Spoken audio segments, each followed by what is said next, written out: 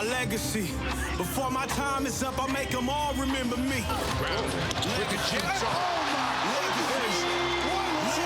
On the blow by, stuffs it. Oh my God! He climbed the Stifle Tower. To the basket.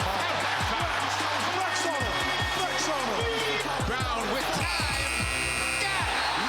Patriots versus Brown. Get that out of here! Tough shot. Oh yeah, throw it up. Tatum.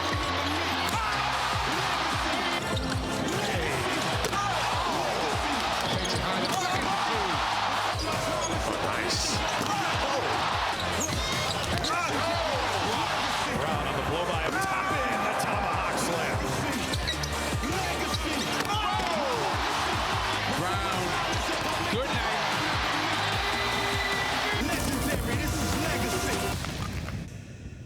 Time now for Bringing the Heat, brought to you by Eastern Propane and Oil. There in your neighborhood, Jaylen Brown was cooking last night versus the Pacers, dropping a season-high 40 points in the controversial loss. But Brown has been doing much more than scoring for the Celtics this season. That leads us right into Forsberg's form. Forsberg, you're right, Jaylen Brown has been doing more than just putting up points for this Celtics team. He has, and we're going to highlight everything. The goal of this is to tell you why he should be back in Indy next month for the All-Star game.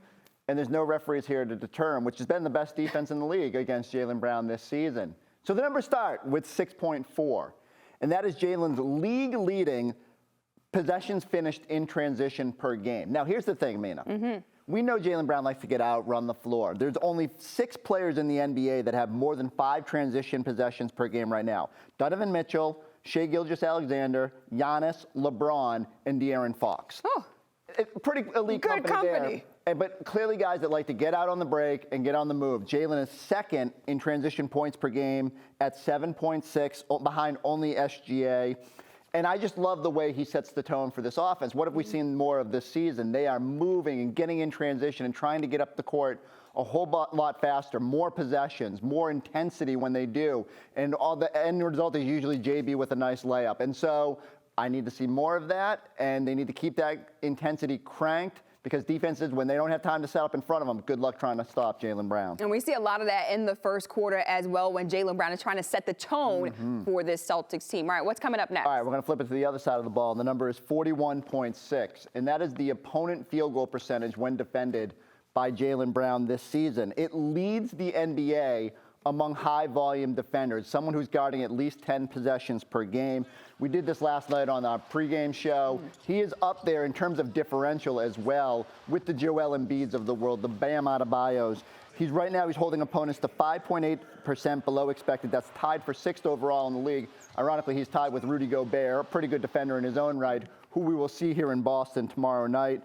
The Celtics have made a little bit of a change. I think they're putting Jaylen at the point of attack more, making him defend ball handlers, because he can use that length, he can use that activity and disrupt them. We sort of saw it at the postseason last year when he was defending James Harden. Now he's not on the wing just waiting for activity or losing a shooter sometimes on a cut. Jaylen, when he's engaged, is one of the better defenders because he has that athleticism, the verticality that he can go up with.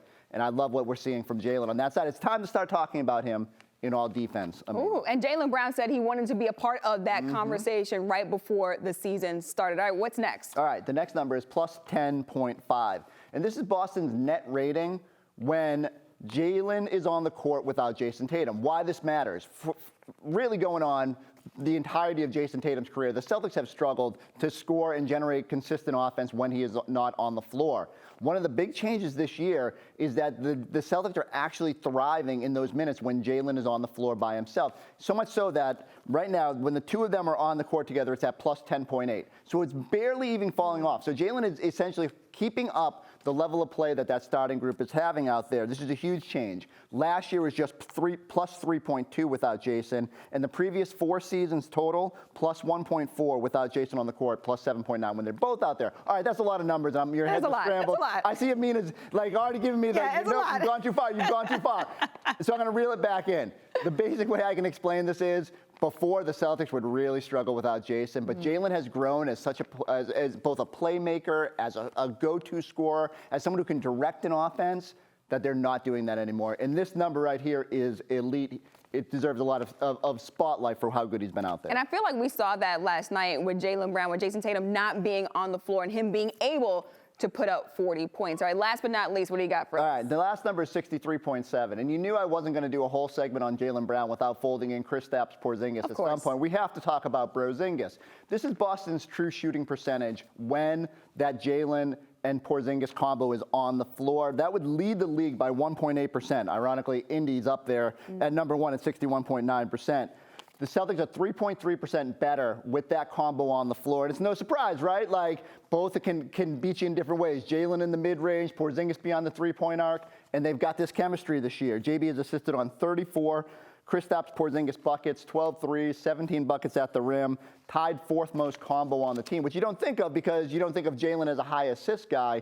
But, man, all he needed was Kristaps out there, someone to work with.